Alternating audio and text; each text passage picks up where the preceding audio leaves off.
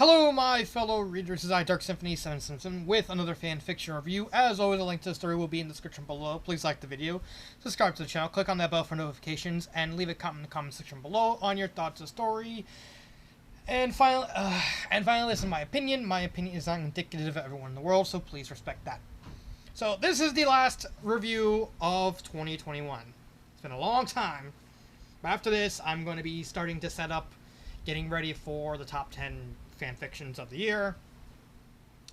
But we still got this review to do.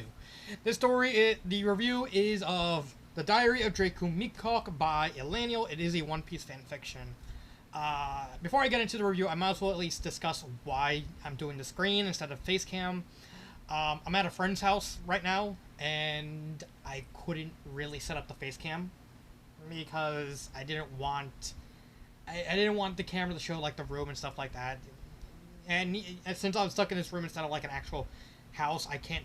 It's just it would just be very, very hard to be able to do the voice cam and the face recorder and have the full setup in like a very cramped room. So I was unfortunately stuck with just my microphone for this video. Don't worry, it's not gonna be permanent. This is really, for the most part, just a one-off thing. Hopefully. Then when I get back to reviewing again at my place, you know, I'll have the face cam and stuff like that.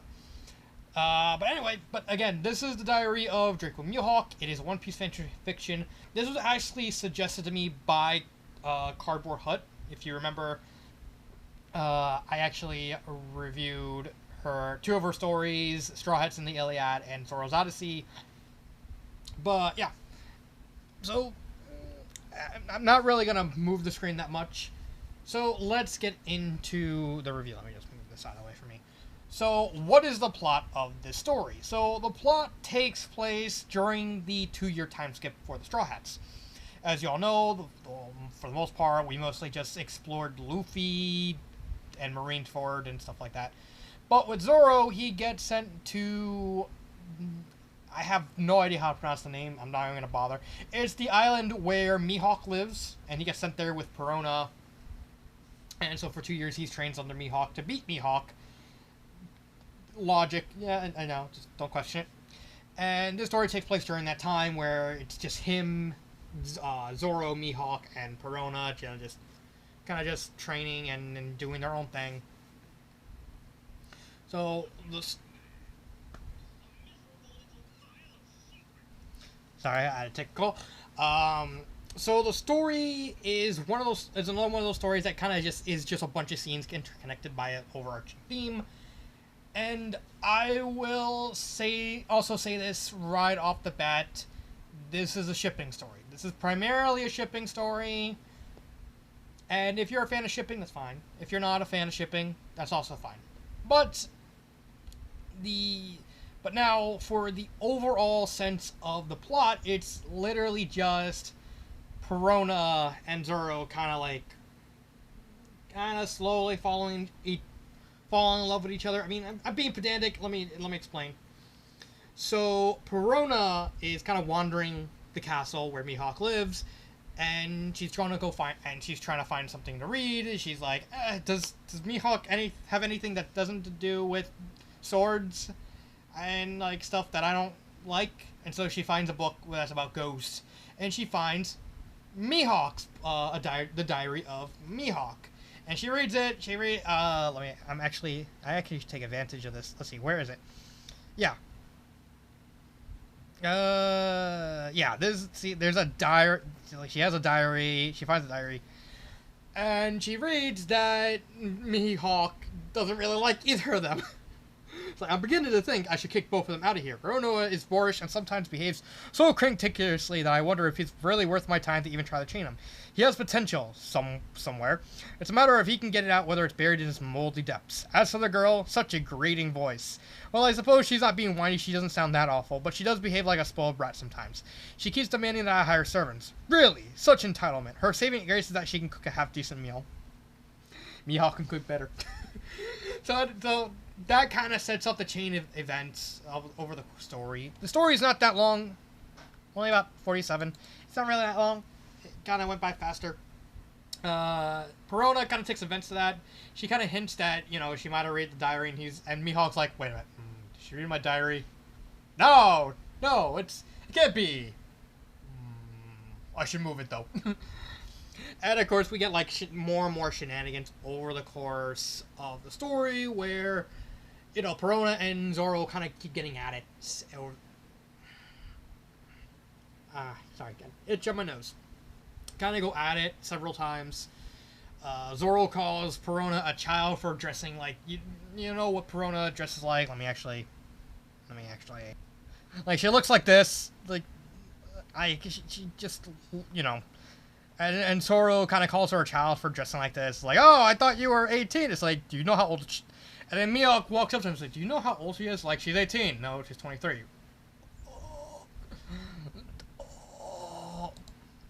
And of course, over the chapters, in between, like, little snippets of Mihawk's diary, kind of explain the situation, his thoughts on the matter, Zoro and Perona slowly start falling in love.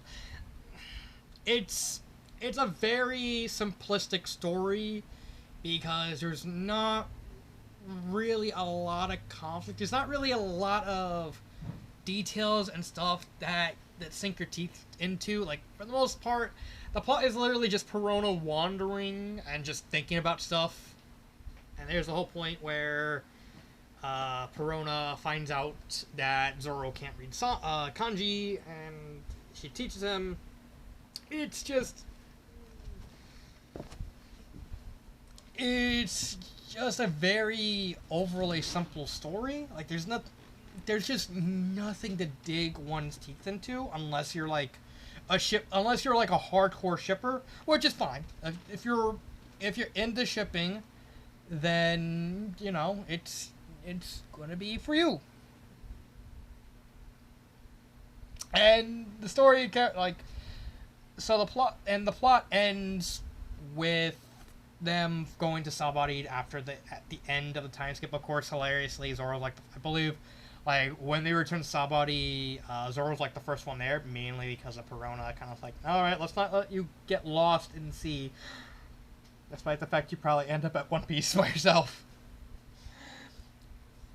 And, you know, they kind of, and Perona's willing to wait for Zoro to finish his dream to become the world's greatest swordsman. It's just really hard to talk about the actual plot because there's just not a lot. I mean, they argue a bit. Perona and Zoro, you know, kind of bond over Zoro's inability to read kanji. Perona gets sick. Zoro accidentally, you know, actually gets jealous of Perona, thinking, because near the end he like finds a paper that Perona wrote, and it's like first person romantic fluff, and he thinks it's Perona wanting to fall in love with Mihawk, but it turns out to be Jewelry Bonnie. And she just did it on a whim.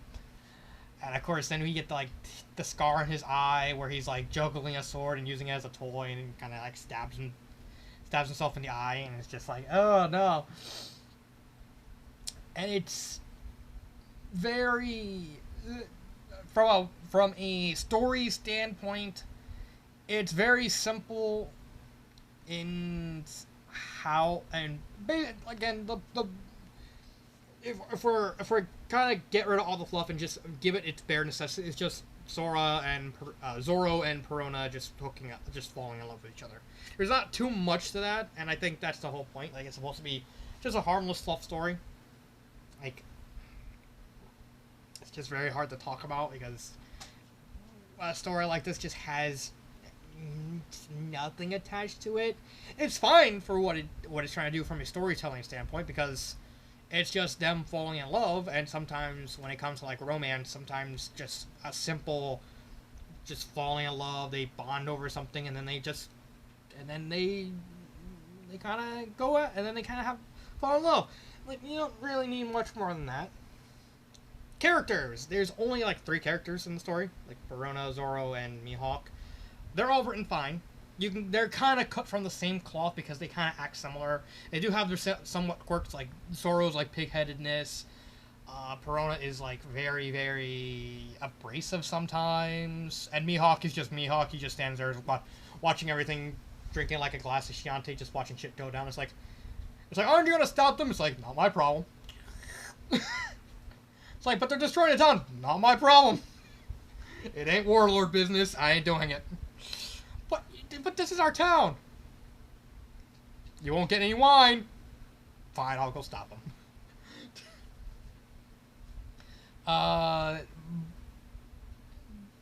But on the whole, they are cut from the same cloth. They are, at times, very similar in terms of their actual characters, and that's fine. Like you don't have to have like a really, really complicated thing in order to just, go out there with the characters. You can have similar characters as long as there's something different about, at least some minor difference. You can still make them their own thing, even if they act very similar.